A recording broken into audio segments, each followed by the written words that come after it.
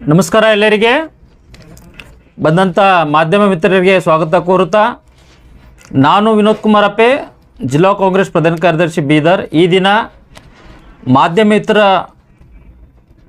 ಒಂದು press meet ಕರೆಯೋ ಉದ್ದೇಶ, ಮೊನ್ನೆಯಷ್ಟೇ ನಮ್ಮ ನೆಚ್ಚಿನ ನಾಯಕರು, ಮಾಜಿ ಸಚಿವರು ಸನ್ಮಾನ್ಯ ರಹೀಮ್ ಖಾನ್ ಸಾಹೇಬ್ರ ಬಗ್ಗೆದಾಗ BJPಯ ಸಿಟಿ ಪ್ರೆಸಿಡೆಂಟ್ ಶಶಿ ಕೊಸಳ್ಳಿ ಇವತ್ತು ಇಲ್ಲ ಸಲ್ಲದ ಆರೋಪಗಳನ್ನು ಮಾಡೋದು ಇವತ್ತು ಜಗತ್ ಜಾಹೀರಾತ ನೋಡ್ತಾ ಇದ್ದೀವಿ.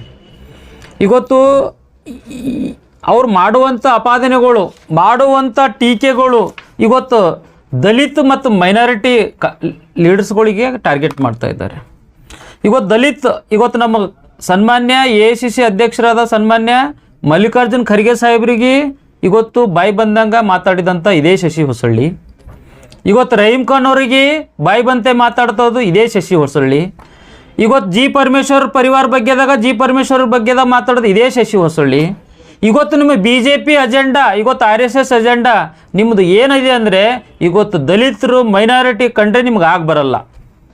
ಯಾಕೆ ಬರಲ್ಲ ಅಂದರೆ ಇವತ್ತು ಪ್ರಜಾಪ್ರಭುತ್ವ, ಇವತ್ತೇನು ಭಾರತದಲ್ಲಿ ಸಂವಿಧಾನ ಬಾಬಾ ಸಾಹೇಬ್ ಅಂಬೇಡ್ಕರ್ ಕೊಟ್ಟಂಥ ಸಂವಿಧಾನದಾಗ ನೀವು ಮನುಸ್ಮೃತಿ ತಿಳಿಯಿದೆ ನಿಮ್ಮದೆಲ್ಲ.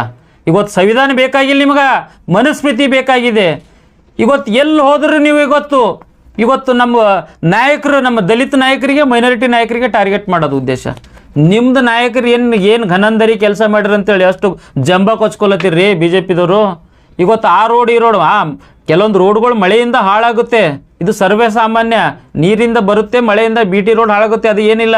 ಇವತ್ತು ರಹೀಮ್ ಖಾನ್ ಅವರು ಇವತ್ತು ಬೀದರ್ ಸಿಟಿಯಲ್ಲಿ ಒಂದು ಪಕ್ಷದಿಂದ 2 ಸಲ ಯಾರಾದರೂ MLA ಆದರೆ ಅದು ರಹೀಮ್ ಖಾನ್ ಸಾಹೇಬರು. ಇವತ್ತು 4 ಸಲ MLA ಆದರೆ ಅಂದರೆ ಬೀದರ್ ಜಿಲ್ಲೆಯ ಮಹಾಜನತೆಯ ಆಶೀರ್ವಾದ ಇದೆ ಅಂತೇಳಿ ಅವರು ಇವತ್ತು ಒಂದೇ ಪಾರ್ಟಿಯಿಂದ 4 ಸಲ MLA ಆಗ್ತಾ ಇದ್ದಾರೆ ಇವತ್ತು ರಹೀಮ್ ಖಾನ್ ಅವರು.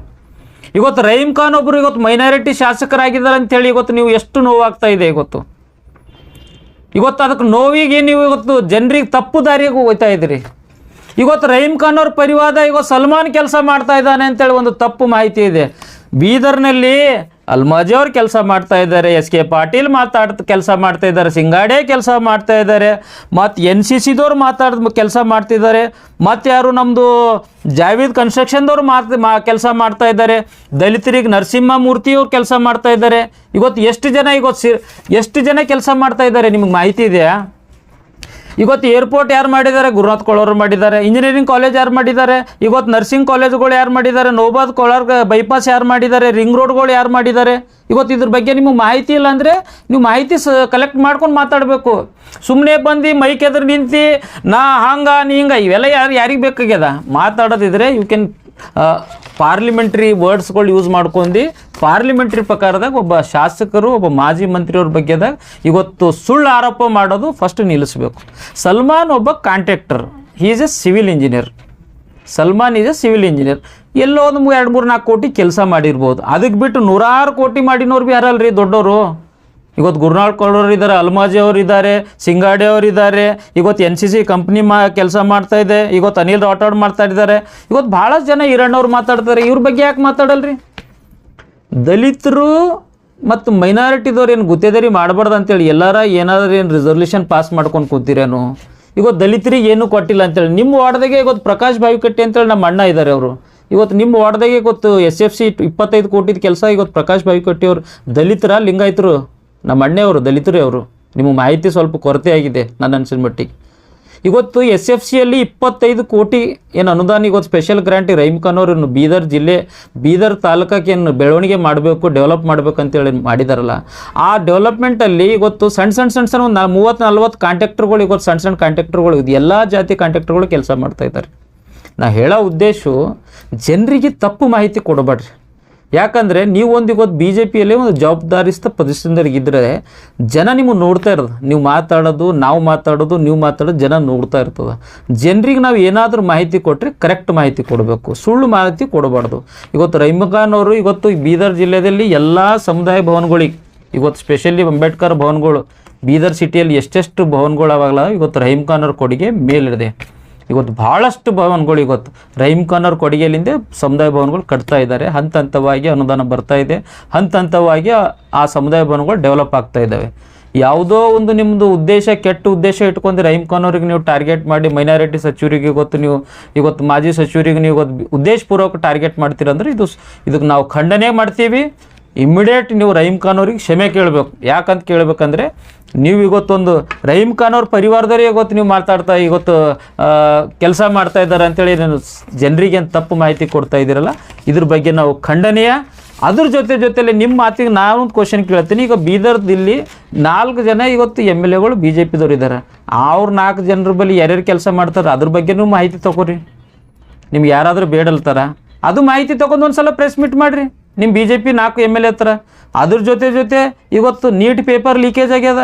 ಏನು ನೀಟ್ ಪೇಪರ್ ಎಕ್ಸಾಮ್ ಲೀಕೇಜ್ ಏನು ದಲಿತರದ್ದು ಮೈನಾರಿಟಿರದು ಅಷ್ಟೇ ಆಗ್ಯದೇನು, ಬೇರೆ ಯುವಕರದಾಗಿಲ್ಲ. ಆ ನೀಟ್ ಪೇಪರ್ ಬಗ್ಗೆ ಯಾಕೆ ಮಾತಾಡಲ್ರಿ?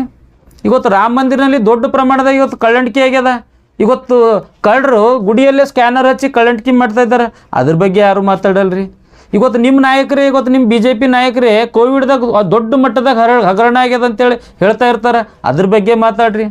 ಭಾಳಷ್ಟು ವಿಷಯಗಳು ಮಾತಾಡೋಕೆ ಮಿಸ್ಟರ್ ಶಶಿ ಹೊಸಳ್ಳಿ ಅವರೇ. ಅದನ್ನು ಬಿಟ್ಟು ಸುಮ್ಮನೆ ರಹೀಮ್ ಖಾನ್ ಅವ್ರ ಬಗ್ಗೆದಾಗ ಸುಳ್ಳು ಆರೋಪ ಮಾಡೋದು ನಿಲ್ಲಿಸ್ರಿ. ಇದು ಸರಿ ಇಲ್ಲ. ಯಾಕಂದರೆ ಜನ ನೋಡ್ತಾ ಇದ್ದೇವೆ, ಪದೇ ನೀವು ಮಾಡುವಂಥ ಆಪಾದನೆಗಳು ಅವೆಲ್ಲ ಸುಳ್ಳು ಅಂತೇಳಿ ಜನರಿಗೆ ಮಾಹಿತಿ ಸಿಗ್ತಾ ಇದೆ. ಅದಕ್ಕೋಸ್ಕರ ನೀವು ದಲಿತ ಮತ್ತು ಮೈನಾರಿಟಿಗೆ ಉದ್ದೇಶಪೂರ್ವಕ ಏನು ಟಾರ್ಗೆಟ್ ಮಾಡ್ತಾ ಇದ್ದೀರಿ, ದಲಿತ ಲೀಡರ್ಗಳಿಗೆ ಮೈನಾರಿಟಿ ಲೀಡರ್ಗಳಿಗೆ ಉದ್ದೇಶಪೂರ್ವಕ ಏನು ಟಾರ್ಗೆಟ್ ಮಾಡ್ತಾ ಇದ್ದೀರಲ್ಲ, ನೀವೇನು ದಲಿತ ಮೈನಾರಿಟಿ ವಿರೋಧಿಗಳು ಅನ್ನಿಸ್ಕೋಬೇಕಂದ್ರೆ ನೀವೇನು ಇಚ್ಛೆ ಪಡ್ತಾ ಇದ್ದೀರಲ್ಲ, ಇದು ಸರಿ ಇಲ್ಲ. ಯಾಕಂದರೆ ನಿಮ್ಮ ತಲೆಯಲ್ಲಿ ಬಾಬಾ ಸಾಹೇಬ್ ಅಂಬೇಡ್ಕರ್ ಅವರ ಸಂವಿಧಾನ ಬಗ್ಗೆದಕ್ಕಿಂತನೂ ನಿಮ್ಮ RSS ಮನುಸ್ಮೃತಿ ಸಂವಿಧಾನ ಬರಬೇಕೆಂಬುದು ನಿಮ್ಮದೇನು ಉದ್ದೇಶ ಅದಲ್ಲ, ಇದು ತಪ್ಪು ಉದ್ದೇಶದ.